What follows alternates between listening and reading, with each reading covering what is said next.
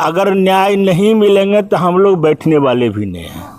इतनी खुली चिट्ठा के बाद अगर प्रशासन कुछ नहीं करेगी और स्पीडी ट्रायल करके ऐसे अपराधियों को सख्त कार्रवाई नहीं करेगी तो हम लोग बैठने वाले नहीं हैं। हम राजनीति करते हैं तो जनता के हित के लिए, और अगर जनता के हित के लिए हम लड़ नहीं सकते हैं तो जनता के लिए राजनीति क्या करेंगे। इसलिए हम लोग इसको मुख्य रूप से हम 2-4 दिन पब्लिक से भी अपील किया है, प्रशासन को अवरोध मत पैदा करो। हम रोड जाम करने के लिए और रेल जाम करने के लिए हम नहीं हैं। हम जाम करके प्रशासन को नहीं डिस्टर्ब करना चाहते हैं, लेकिन प्रशासन अगर सो जाएगी इस तरह की नेकेड घटना के बाद भी, तब प्रशासन के खिलाफ तो उतरना पड़ेगा सड़क पर, और हम उतरेंगे और जनता हमारे साथ उतरेगी। इसमें हम नमस्कार, आप देख रहे हैं न्यूज ऑफ बिहार और मैं हूं नीरज कुमार।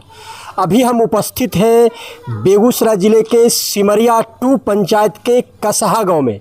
जी हाँ, ये तेघरा विधानसभा क्षेत्र का भाग है, कसहा दियारा क्षेत्र। यहाँ एक बहुत ही मनमाहत कर देने वाली घटना, दिल को झकझोर देने वाली घटना घटित हो गई है।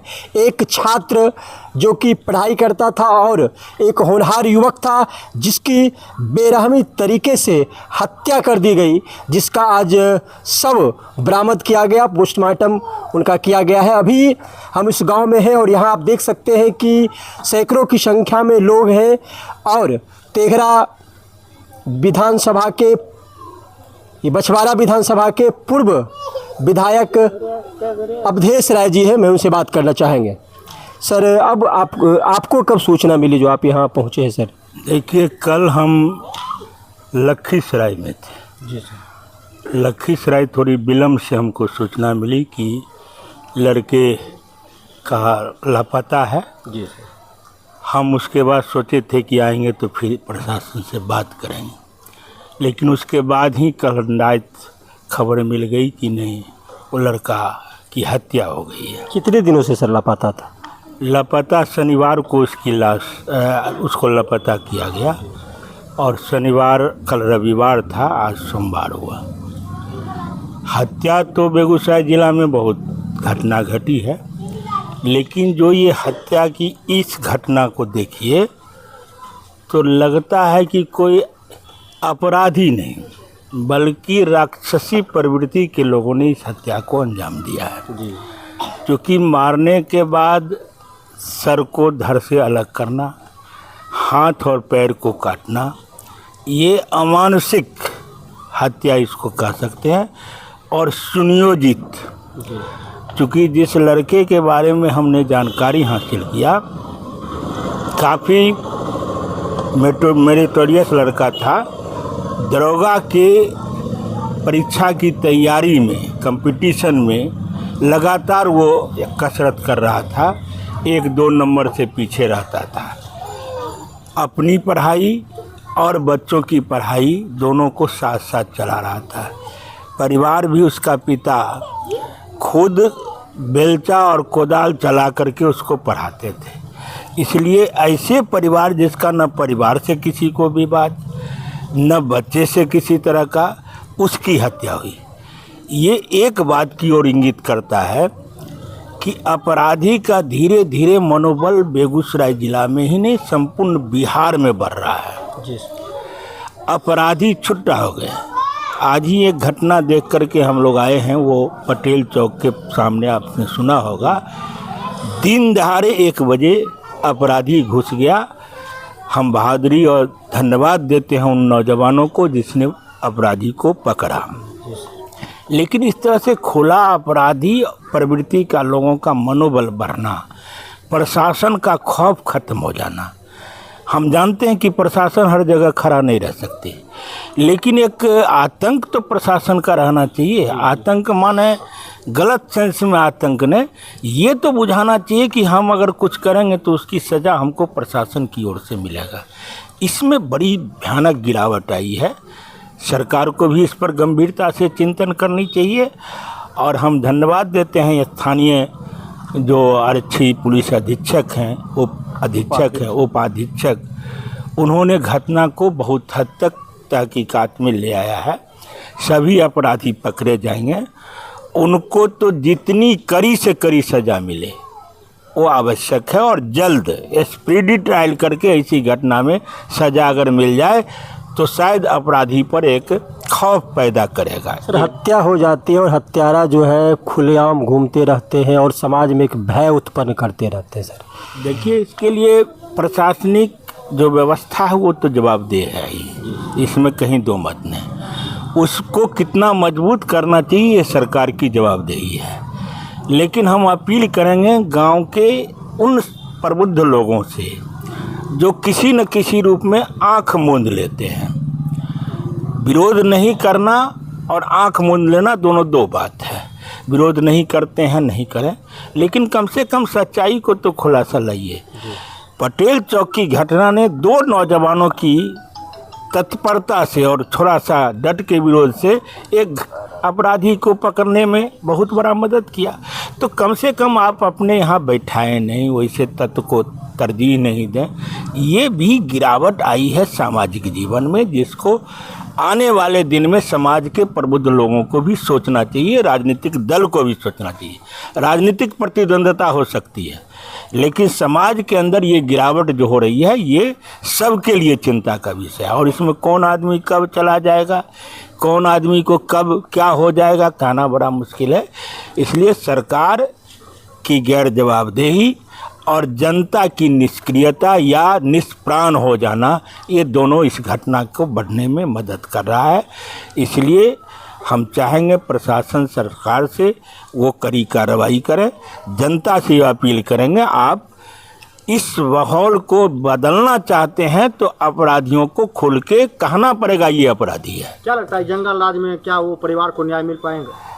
देखिए, हो गई है। मैं आपको बता दूं कि एक होनहार छात्र जो एक खुद पढ़ाई भी करता था और एक कोचिंग चलाया करते थे और समाज में किसी से कोई लेना देना इस युवकों का नहीं था, और उनकी जो है शनिवार को ही सबसे पहले अपहरण किया गया और उसके बाद आज सुबह उनका शव जो है कि विक्षिप्त अवस्था में मिला है। देखने के बाद लोग बता रहे हैं कि इस तरह की स्थिति थी कि सर धड़ से अलग कर दिया गया था, हाथ शरीर से अलग था, पैर को काट दिया गया था, यानी अमानवीय तरीके से पहले तो उनकी हत्या की गई और लाश को छिपाने के लिए, सबूत को छुपाने के लिए जो है बिल्कुल ही अमानवीय प्रवृत्ति अपनाई गई अपराधियों के द्वारा।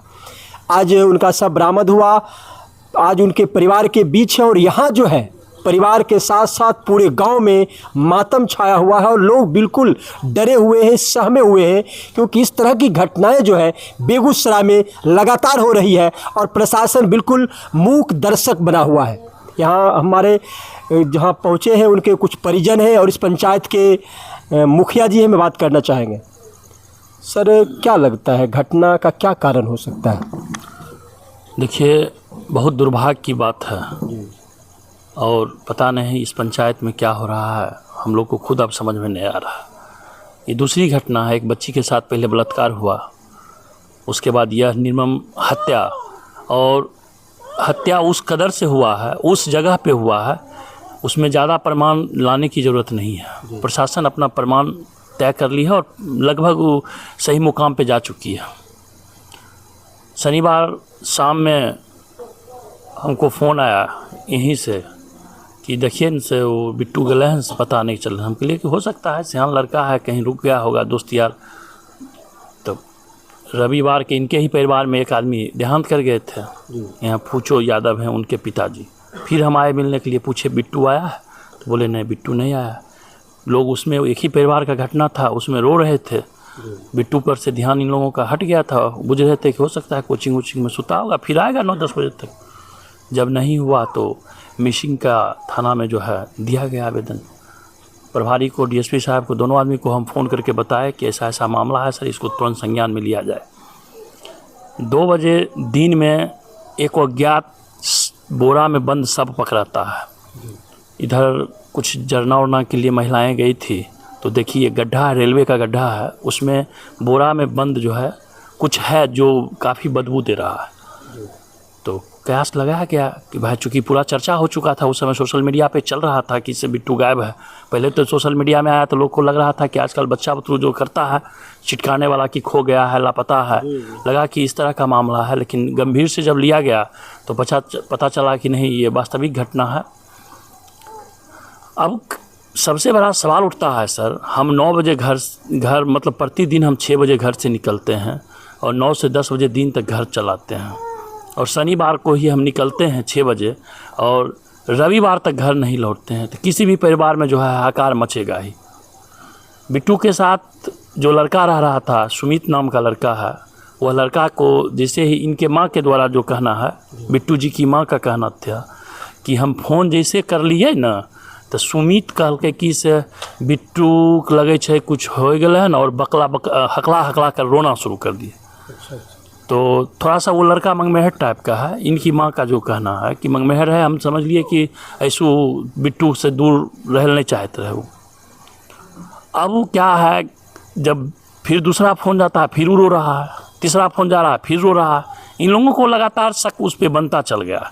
फिर भी अपना संयमता से काम लिए, पुलिस को खोजने का मौका दिए, प्रशासन में अपना मिसिंग का केस किए, सनहा देते हुए पुलिस इस छानबीन में जुट गई।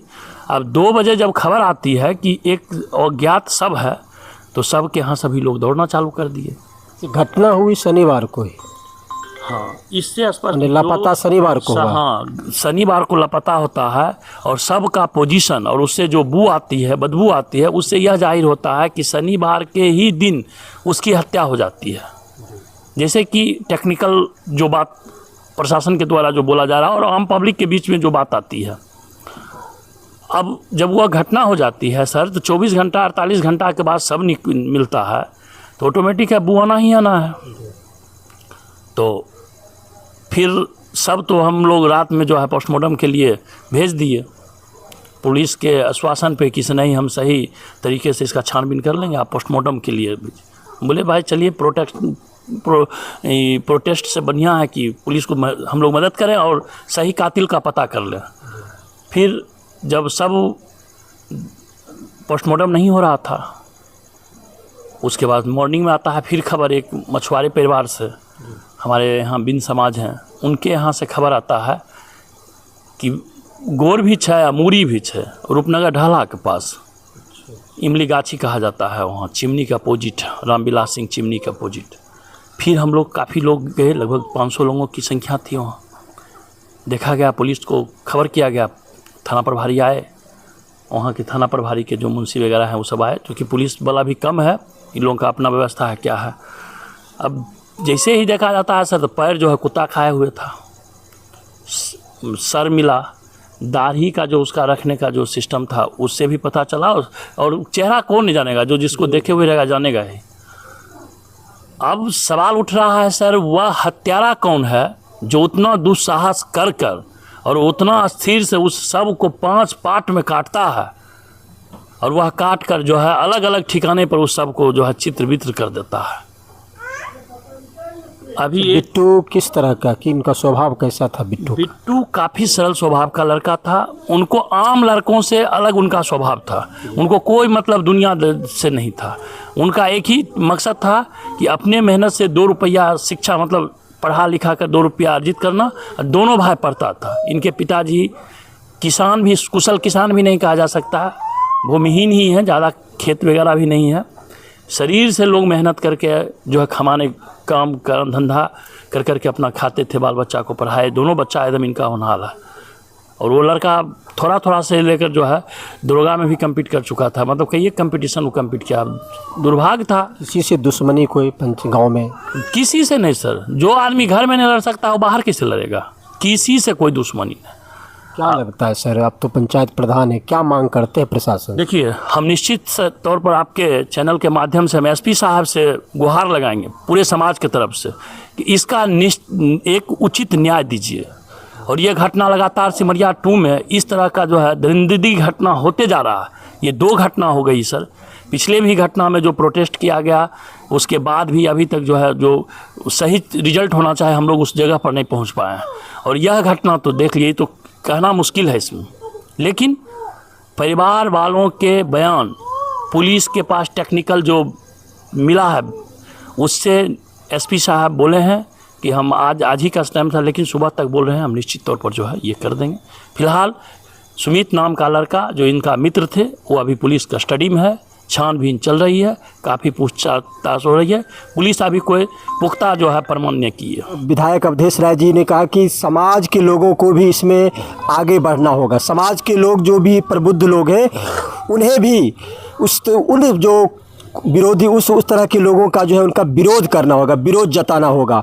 तभी समाज में जो ये घटनाएं बढ़ रही है, दिनों दिन ये प्रतिदिन जो घटनाएं बढ़ रही है, इस घटना पे लगाम लग सकता है। आज मान लीजिए कसहा दियारा क्षेत्र में एक युवकों की हत्या कर दी गई। इस तरह की घटनाएं लगातार हो रही है, पूरे बिहार में इस तरह की घटनाएं हो रही है और हम समाज के जो लोग हैं वो बिल्कुल चुप बैठे हुए हैं और जो अपराधी प्रवृत्ति के लोग हैं उनको खुली छूट दे रहे हैं। तो समाज के लोगों को भी इसमें आगे बढ़ना होगा और साथ ही साथ कानूनी व्यवस्था तो बिहार की बिल्कुल ही लचर पचर है, इसे तो कहने में कोई अतिशयोक्ति नहीं होगी। कानूनी व्यवस्था को दुरुस्त करना ही होगा अगर इस तरह की घटना को रोकना चाहते हैं। तो आप इसी तरह देखते रहिए न्यूज़ ऑफ बिहार। तब तक के लिए नमस्कार, जय हिंद।